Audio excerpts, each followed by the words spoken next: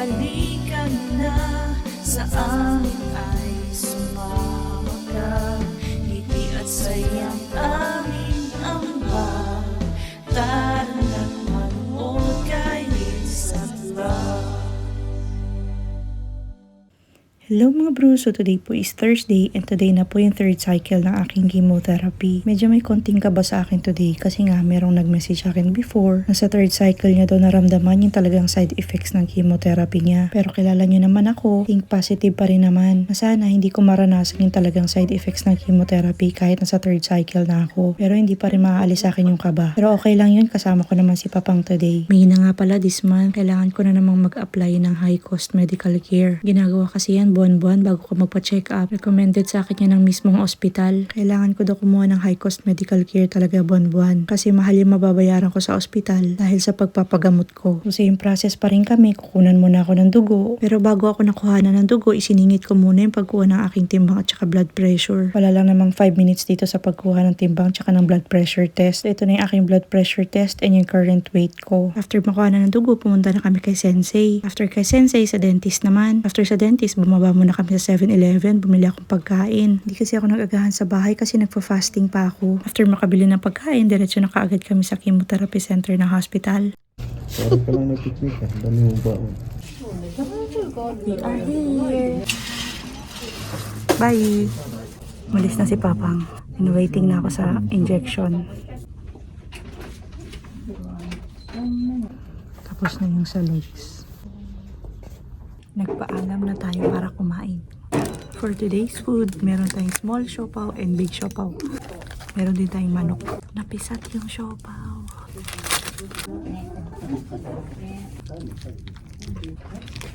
Ano mo kami?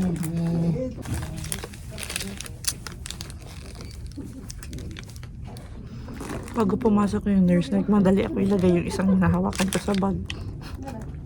Nakakahiya kasi magkabilaan.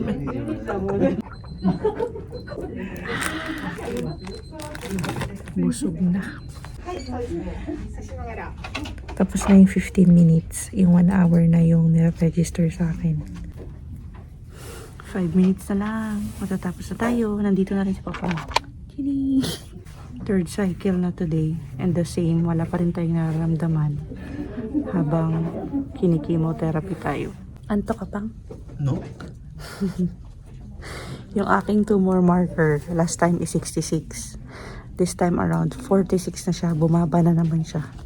And yung level hanggang 25 lang.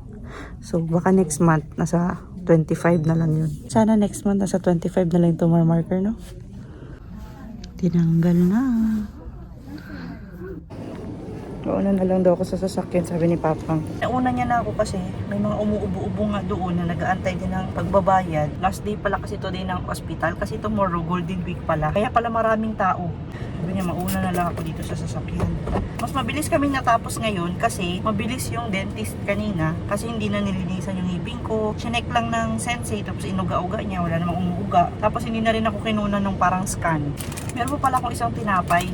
Kainin ko na rin kasi ang oras ngayon alauna na. Starting pala ng this week, Golden Week na pala. And yung iba, last week pa lang, rest day na sila. Pero si Papang, wala po siyang mahabang rest day. Ganun pa rin. 5 years na siyang hindi nakakaranas ng mahabang rest day. Yung tagwa 1 week. Kasi dito sa Japan, yung mga ibang kumpanya or mga factory, kaisha, 1 week talaga yan. Minsan, 7 to 10 days rest day. Pero si Papang, magko 5 years na siya dyan sa ano niya, sa kaisha niya. Hindi pa siya nakakaranas ng ganyang rest day na 7 days, 10 days. Ang pinakamahaba niya ata is 4 days lang. Kung hindi ako nagkamali, parang 4 days lang. Tapos hindi talaga yun yung rest day na bigay ng kaisha. Nagpaalam siya, kaya siya nakapag-rest day ng 4 days. Pero okay na rin yun kasi at least blessing yan. Kasi pag mahaba rin yung rest day ni Papang, pagdating ng sweldo, medyo malungkot. Masaya kasi mahahaba nga yung rest day, pero pagdating ng sweldo, pagdating sa reality, malungkot siya kapag nangyari yung mahabang rest day kasi wala din si sweldohin kasi nga walang trabaho, di ba? So, blessing na rin yan na wala siyang mahabang rest day. Pwede naman siya magpaalam kung gugustuhin niya na mag-rest day. Pero yung Golden Week o Bunyasumi, New Year, wala siyang tagwa 1 week na rest day. Kailangan niya pong magpaalam. And kahit pa siguro magkaroon siya ng mahabang rest day sa ngayon, hindi rin kami makakapasyal-pasyal kasi nga hindi kami pwede pumunta sa mga matataong lugar, diba? Makipaghalubilo sa mga matataong lugar. Sa bahay lang, watching movies, ganyan, yung aming Golden Week. Pwede naman kami pumasyal sa mga park na open space, tapos hindi masyado maraming tao, pero yung katulad niya papasyal kami sa loob ng mall, o di kaya papasyal kami sa lugar na sobrang maraming tao, hindi pwede kasi. So okay na rin kahit wala siyang mahabang rest day, kasi hindi rin naman namin magagamit yung mahabang rest day ngayon kasi bawal nga kaming makipaghalubilo sa mga maraming tao para mamasyal. Medyo nagigipit nga na naman ngayon kasi yung inaantay namin na pera sa life insurance, hindi pa siya approved. So kailangan pa daw ng 45 working days ata kasi mag-i-investigate pa sila ganyan. So nasa sa kanila na rin, nasa life insurance na rin kung i-approve ba nila ako or hindi. Medyo matagal yung processing nila kasi nga parang ilang buwan pa lang ako, kakapasok pa lang kasi. So baka nagdadalawang isip sila kung bibigyan nila ako ng life insurance or hindi kasi nga kakapasok ko lang sa kanila. Pero bahala na sila, sabi ni Papang. Kung ibibigay, okay. Kung hindi ibibigay, okay lang din. Hanapan ng paraan. Maghahanap na ng paraan para ma-survive namin yung gastos dito sa ospital. Kasi sa isang buwan, kailangan ko ng mga 9 to 10 kalapad para sa aking chemotherapy. Para ma-survive namin yung aming pangangailangan buwan-buwan. But anyways, after po dito sa ospital, kailangan po namin pumunta ulit sa drugstore. May reseta na naman ako na kailangan inumin after 3 days for 3 days. Oral medication po for 3 days na kailangan ko inumin para po sa tiyan at saka sa nausea. Yung parking lot pala dito sa ospital is may bayad. Around 900 din binabayaran namin palagi. After naman dito sa drugstore, umuwi na rin kami ng bahay. We are back home mga bro. And si Papang, pasok pa daw siya sa work. So umalis na. Si Papang talaga. Gusto niya pa daw pumasok sa trabaho. Kaya ayun. Sige, sabi ko, go.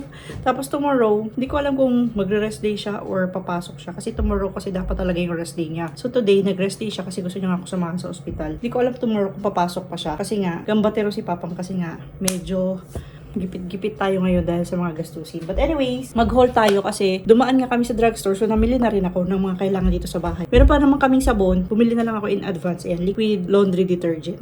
Sinabay ko na yung liquid dishwashing. Liquid dishwashing. Yogurt, juicy jack-jack, ali dalawa. Kape ni Papang, and yung creamer. Ito daw gusto niyang creamer na itry ngayon. Kasi yung lagi niyang ginagamit yung isang brand. Nagdagdag na lang din ako ng butter and ng vetchin. Cheese, kinuha ko na kasi sale. Toothpaste, recommended na toothpaste ko to dito sa Japan. Ano tayong itlog, sweet and sour, sweet chili sauce pala. Bumili ako ng bagong lalagyan. Kasi yung lalagyan lang yung habol ko nito. Meron kaming cabbie killer dyan, pero ano na siya, yung walang spray na ganito. Extra virgin olive oil, kasi ito yung ginagamit ko mantika ngayon. Sabon ni Jack Jack, wet wipes si Jack Jack. Dagdag na lang din ako ng bawang. May bawang pa naman dyan, pero kukunti na lang. So, dinagdagan ko na lang. Tapos yung kanilang favorite ngayon na cereal, ayan, dalawa. Bumili na lang din ako ng hilaw na manok. Tapos itong favorite ni Jack Jack na purunto. Tapos yung kitchen paper, yung hilaw na pang French fries. Yung mga snacks ni Ate Jackie. Ayan, yung para sa ngipin niya, and itong ganitong snack. Siomai. And lastly, itong parang chicken siya, pero parang matamis ito. Yun lang yung ating quick haul today, and hanggang dito na lang for today's vlog. And tomorrow, gusto ko magluto-luto na naman. Yung ano pala, yung gamot ko after 3 days, ayun pa rin yung binigay ng reseta. And nakalimutan ko palang dalahin na naman yung aking kusuritetso. Pero okay lang, same gamot lang din naman kasi. But anyways, hala, nalobat na ako. Hanggang dito na lang po for today's vlog. Hindi ko kasi nadala yung aking power bank today. Kaya yung cellphone ko, yung 10% na lang. Bago tayo mamatay, magbabay muna tayo. Ay, ibang mamatay. Iba yung mamatay. Yung mamatay cellphone ko, hindi ako. Yun na lang po. Hanggang dito na lang po muna again. Thank you so much for watching. Please like, comment, and subscribe. And always remember, whatever you are, be a good one. Bye-bye for now. See you again on the next one. Natawa ko sa bago ako mamatay.